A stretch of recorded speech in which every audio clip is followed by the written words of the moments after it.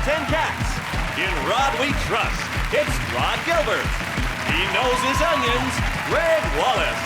And their team captain, John Richardson. And facing them tonight, Angel of the North, it's Sarah Millican. Read all about it, it's Kate Silverton. And their team captain, Sean Locke. Now, welcome your host, Jimmy Carr.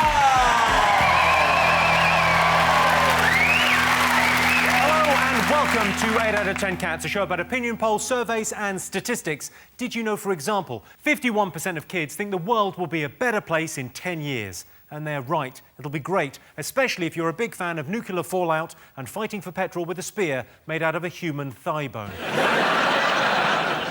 The average couple argues 312 times a year. It's actually 310 times, but try telling her that. 90% of Taiwan's teenagers feel anxious when they can't use their mobile phones. Boo-hoo. Taiwan's Minister of Technology is looking into it.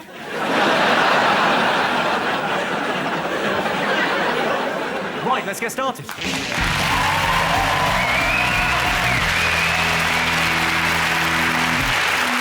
What are you talking about? That's the name of our first round. Obviously, the biggest story of the year is the news of the world, phone hacking. So tonight, we're looking for the other biggest stories of the last 12 months. Sean Seam, what do you think of the other biggest stories of the year? Ladies, take it away. It's got to be the royal wedding, hasn't it? Yeah, The royal wedding, yes. Yeah. Oh, God, what a magical day that was. I only just stopped crying. It's just so... She was so beautiful. Was it the dress? When she came out the thing. She's wearing a dress. Oh, no. It was a lovely day because the M6 was really quiet. I just took advantage of the quiet roads. Did neither of you watch it? I watched it, yeah. In the nude.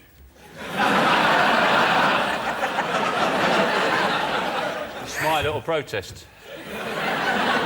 It was one of the most boring things I've ever watched on TV. Oh, come on. It was? What do you Why? mean? No, come on. My girlfriend made me watch it. The whole family came around and I was bored shitless. Did anybody here seriously watch it? I just don't get it. I watched simply don't it. get it. We celebrated in quite a big way in my house. We got a McDonald's breakfast. And we watched it in bed. It was pretty good. Did you get the McDonald's delivered to your bed? You reached those dizzy heights? I got a butler. No, my poor, long-suffering girlfriend went to McDonald's and got coffees. Your girlfriend went to McDonald's? Yeah. We thought we'd celebrate in style. We thought we'd watch the royal wedding the way it's meant to be enjoyed. Basically, At home she making... said, you're watching this with me, and you said, only if you get me McDonald's. Is that Yes.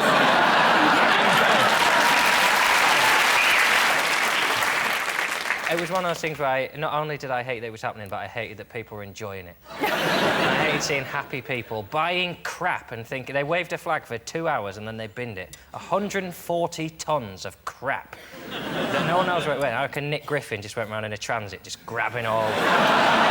He's just at home rubbing Union Jacks on himself now, flossing with bunting like that. Well, you were romantic, Kate. Did you enjoy it? Well, I think so. I mean, it was the first time in, 350 years that someone outside royalty or aristocracy had married into our royal family. I think they genuinely Well, let's face it, the gene pool could use a little chlorine at that stage. Yeah. But now it's Pippa, really, that the focus is on. Well, the Pippa, I don't know if you're aware of this, but Pippa has a bum. Worse than being outshone by your sister on your wedding day is being outshone by your sister's arse. That's just so much more upsetting. Not the rest of it, just her arse. But that was the best thing about it. Well, the rest of it was just... Because I don't understand the rest of it. It's better than getting excited about whether he's going to kiss her a second time. Hang on, is he going to kiss her? He's going to go for it. Is he? Are we going to get... The commentator's going, are we going to get 2 kisses? Are we going to get... Of course you were, because the crowd was shouting, kiss her, kiss her! He was just under pressure when he was bullied into it. If they'd been shouting, whip her dress up and show us her chimney, he'd have done it.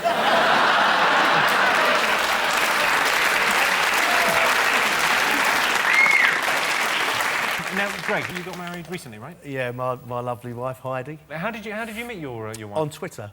Were you following her, or...? She was following me. Like a lazy stalker? Well, you chat to your followers, and then this girl was clever, obviously clever, and she was funny. And I looked at her picture and I thought, fuck. You're beautiful. Yeah.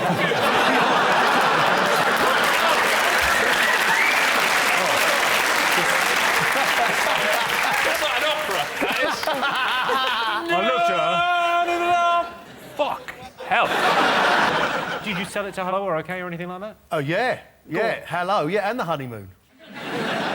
As soon as you get Hello involved, everyone seems to want to discount your wedding and your honeymoon by a serious percentage, so it seems silly not to. And if you ever want to remember your wedding, just go to the dentist. Win-win.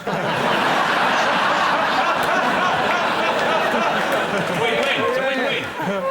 Oh, I've got to get a root canal, but oh, what a lovely day we had. Perfect. Kate, did you get married as well recently? I got married in December. And now you're knocked up. Oh. I know. He works fast. Yeah. Does he? Well, never mind. How did you meet? Well, I was going off to Iraq, and you have to do a course called a hostile environments course. And generally, you get kidnapped, hood over your head, tied up, beaten up a little bit. And then he did that to you, and then you went, should we go for a... And then he took me off into the bush. Yeah, no. And then... You have to negotiate yourself out of the situation. I'm just digging myself into a really big hole. You had to negotiate yourself out of the situation? Yeah. What did you offer? Money I've wasted on Jamie's Italians. OK, let's see if the royal wedding is one of the most talked about things in the last 12 months. Yes, of course. The royal wedding was an amazing moment. If you're wondering how William wooed Kate Middleton, he did have the best chat-up line of all time. Nice face, love. Look better on a stamp. Sarah Ferguson has revealed that Prince Andrew carried a photo of her to the royal wedding, as did all the security men. John Steen, what do you think the nation have been talking about? Well, last 12, I'd say one of the biggest stories of my lifetime, as it was reported in the Mail. Pensioner attacked in his own home by foreigners as his wife and son watched. As we reported it, Bin Laden shot.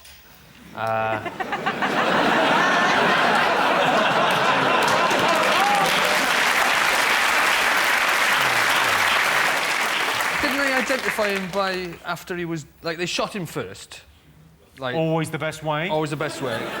Shot him first, and then they identified him, didn't they? Yes. But they didn't know. They didn't have any really like accurate way of identifying him. But they knew he was 6'4", so they got one of the Army SEAL, the Navy SEAL boys, the Americans, was about that height, so they got him to lie next to the corpse.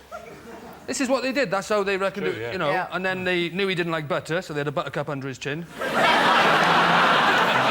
True story. It's just, when you read it, it's unbelievable. They lay somebody down next to it. Oh, shit, we've shot Ronnie Corbett. It's the wrong fella. I don't think it's right to go in and kill somebody without trial. I'm slightly disturbed by it, you know. I mean, I moved out of Peckham for the same reason. Sean, do you think he should have been killed?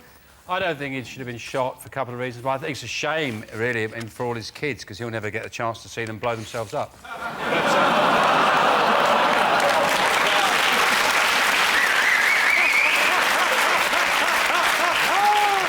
Proud moment for any religious maniac, and that's been taken from him. I think that's the same. Also, I think they should have kidnapped him and then made him play a gay cheerleader in Glee. Wear a pink tracksuit with Juicy across the arse. I think that would have sent a stronger message. Let's have a look and see whether Osama bin Laden is one of the most talked about things in the last 12 months. Yes, it is, number 2. Osama is regarded by many as a hero, particularly within the hide-and-seek community. One thing still to get. Fingers on buzzers. Charlie Sheen! Crazy Charlie Sheen! Oh. He was all over YouTube and the press for his amazing rants. Winning! He kept on saying that was his catchphrase, yeah. Winning! Yeah. Loser. Yeah. So let's have a look at Charlie Sheen in action. All these radio rants have people thinking Charlie Sheen has got to be on drugs again. Sure. Yeah. Yeah, I am on a drug. It's called Charlie Sheen. It's not available because if you try it once, you will die. Your face will melt off and your children will weep over your exploded body. Too much. Some are saying that you're bipolar. Wow, what does that mean? I guess that, you know, you're on two ends of the spectrum. Wow. And then what? What's the cure? Medicine? Make me like them? Not gonna happen. I'm bi-winning.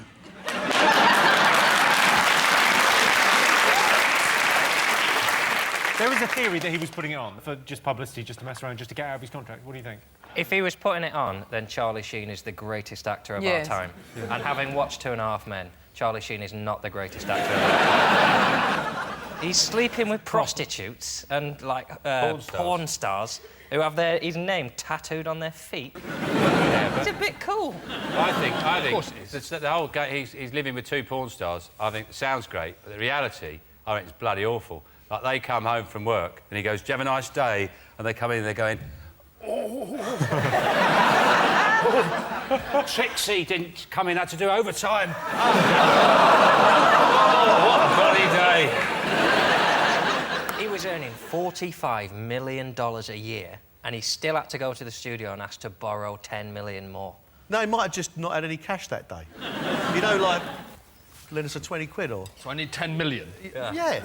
If you went to the bank... It's all relative, isn't it? If you went to the bank and said, "I need a loan," and they said, "What do you earn?" and you went 45 million, they would probably question where you'd spent all that. No, you'd get it because you could obviously prove you could pay it back. Yeah, when you're tired and you're going, "I'll pay it back from the space monkeys who come down. They inject the cash into my dreams and I shit it into your bank account." Surprisingly, that's not one of our top 3 biggest stories. OK, fingers on buzzers. One more thing to get. What else have the nation been talking about this last year? Is it the Chilean miners? Oh, the Chilean miners. Tell me about the Chilean miners. Do you like the Chilean miners? Lost 30... Well, you can't not like them, really, can you? What sort of sour, miserable bastard would you be? Bloody hate those 33 miners who survived that tragedy. Yeah, of course you like them. Was there one who'd been with his partner for 25 years, and when he came out, he proposed to her? Do you think she engineered the whole thing? Women really like a proposal. What's it gonna take? I bet the honeymoon period didn't last long. It was like, "Oh, so wonderful you're back." Within about a week, they're going, sometimes I wish you were still down that fucking... You know, when they were running out of food and they were, like, eating 2 spoonfuls of tuna every 2 days or something, half a biscuit and half a glass of milk. That's what they were having. Then when they were down to 2 tins of tuna, and they all got together at that point and they prayed to have double the amount of tuna they had. Why would you just pray... If you had 2 tins of tuna between 33 people, if you were praying, why not go for a little bit more than 4 tins of tuna? It's a bit like, you know, when Terry Waite was chained to that radiator for 4 years, it's a bit like him praying and asking God to turn the thermostat down. Why didn't they ask for 6 tins or a tin each? Or yeah, maybe they didn't really like tuna that much. Apparently they didn't talk about cannibalism, but you thought, it's not surprising when they're all emaciated and just covered in soot, is it? If you sent Greg down, covered in parsley with a chocolate orange in his mouth, would have been on him like piranhas in a Bond film, just a pair of glasses left after 5 minutes. I can't understand, once they found them, why it took so long to get them out. Sorry, what? They were down a mine. They were down a mine? Yeah, but they found them. They had television pictures of them, and it still took 3 months to get them out. They were getting food down, TV cameras down, pool tables, jukeboxes, and then they couldn't get one single one of them up. You know what? I thought you were crazy, but you make a very interesting point. I think what they should have done, they should have played a trick on them. Like, the first one to come up, everyone should have been dressed in alien monkey costumes. He comes out, he goes... Big pot and a ladder going up to it. There's 33 left and we're hungry. I thought it was weird that the last guy to come up, I felt sorry for him, because he was the last one to come up. The Chilean president grabbed him and said, "Would you like to join me in singing the Chilean national anthem?" And it's really long. It went on for about 15 minutes, like Chile, Felicidad, Le Montagne, oh, the color cheese and all this. And I was thinking, that's not the song they should have sang. They should have sang the theme tune to Shaft. Who is the man who'd risk his neck for his brother man? Shaft! Can you dig it?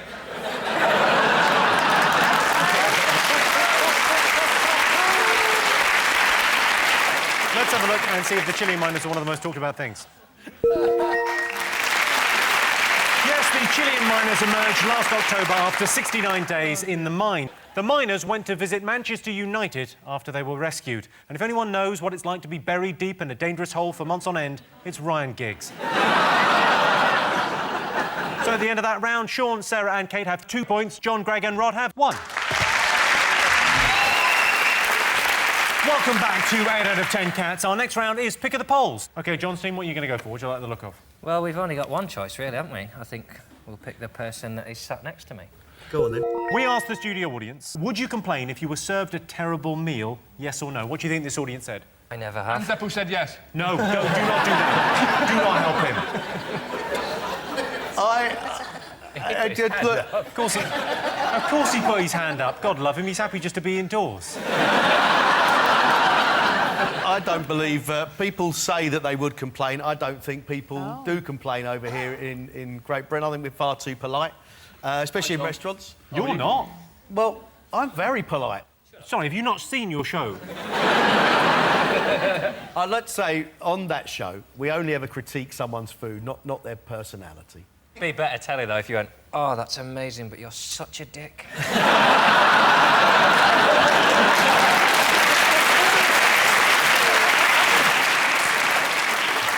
What's the worst thing you've had on MasterChef? What's the worst? I think we had a fella who happily roasted a quail beautifully and, for reasons best known to himself, stuck it on top of a chocolate cake. Sorry,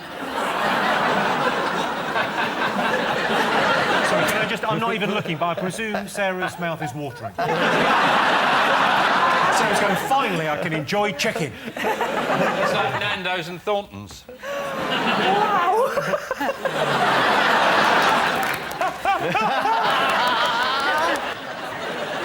Sean, have you ever complained in a restaurant? I always complain. But at what point do you complain? Because you can complain and then you worry about what's going to happen to your food when it comes back. Yeah, you can. I complain, but I never eat what they bring back, unless my complaint is this hasn't got enough spit in it. If something's not right, I don't see why. It's a real... That's why service is shit in this country, and that's why food is shit in this country. Ooh. It's getting better. But generally, if you go to a service station in France or in Italy or Spain, just so the level of food that everyone can experience, is you can have great food. You go to a service station in this country, the food is virtually... It's like being in a lab. It's some horrible experiment with sausages and Jif or something. It's just... I agree with you that food at the basic level, when you really want it, when you're starving, is rubbish. Whose rule is it that we had to put sandwiches in a fridge? Yes, yeah. You know, they don't have sandwiches in a fridge in Spain, and they're not all dying of warm sandwich disease. And more importantly, who's the person, when they're making the sandwiches, pushes all the cheese to the front? And you look at it, it's like, you know, it's like, imagine if you're trying to fall in love in Iran, you've only got the eyes to go on.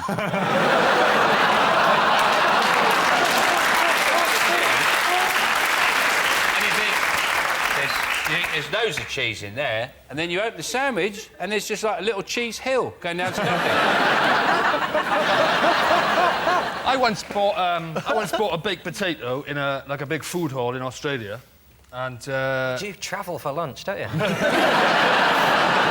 I was in Australia and I bought I can't remember where, and I bought a baked potato in one of those polystyrene things. I opened it up, and as I was there was a piece of shelving bracket. L-shaped shelving bracket. I swear to God, in the baked potato, and I took it back to the bloke, and he goes, "Ah, you know, that's nothing to do with me, mate." And I pointed behind him, and there was literally a shelf like that.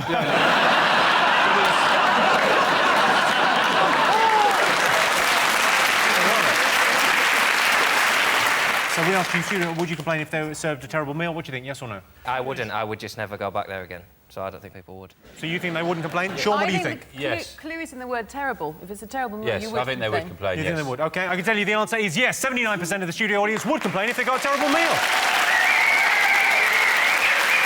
I tried to reason with them. And the winner is the name of our final round. Here's your question. Best thing about living alone? John. What, mate? I'm never alone. Never alone, am I, John? No, you're not, John. You're always with people, John, yeah. John and John are going to have a good chat about you when John gets home. I'm seriously learning to deal with spiders. That's it. There's no one else to do it. Generally, I'm a shrieker, but living on my own, I just thought... Because used to, if there was a spider, I would just move to the next room. And then, once you've used all the rooms, you got, right, we've got to learn how to deal with this. So spiders following you from room to room. Surely you can just keep going round. No, there's loads of them. Taunting him. Oh, so hang on, so one spider stays in the lounge, he's got that covered, and then you go into the bedroom, you're right there for a few months, and you go, hang on, he's gone in the bedroom, we'll send another one in there, but you stay in the lounge. They're like a SWAT team clearing terrorists. Clear! Where's the next one? Clear! What do you think the best thing about living on your own? Rod? It's the freedom to pleasure yourself to something weird like songs of praise and... And if you live with somebody, then... let's say you died in the act, then if you live with somebody, they'll find you straight away and that'll be embarrassing forever for your memory. And if you live on your own, then by the time they found you years later, your rotted corpse or whatever, songs of praise will have finished and they'll just find a pile of innocent dust next to a box of tissues and a single white glove. And you will look like a snooker ref who died of a cold.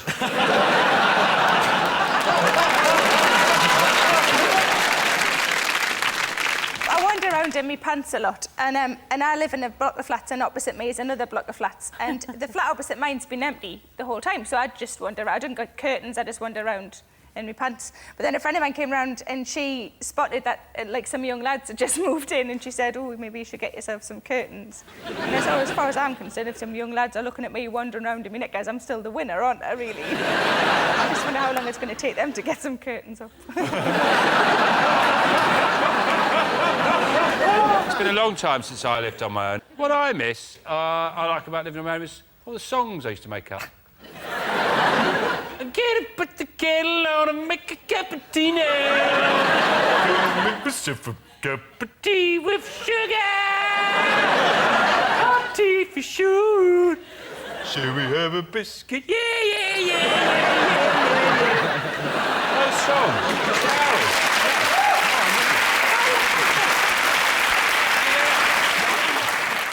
I don't have the creativity to make my own. I used to steal existing. I got like, coffee time. Can't drink this. Why not? It's too hot. I think we have a hit on our hands. What do you think the best thing about living on your own? Is it the remote? Control of the remote? Oh, yeah, That is the right answer, I'll give you that. well That's close done. enough, Yeah.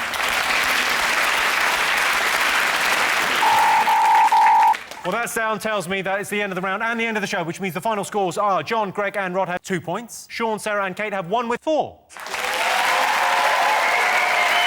Thanks to all our panellists, our wonderful studio audience, and to all of you for watching at home.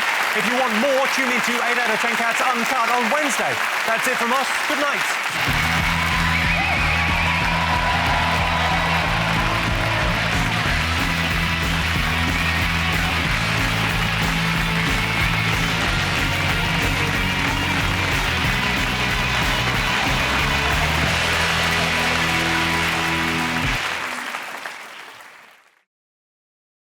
Watching. You know what would be great is if you liked and subscribed. I'm so needy, I'm so sorry.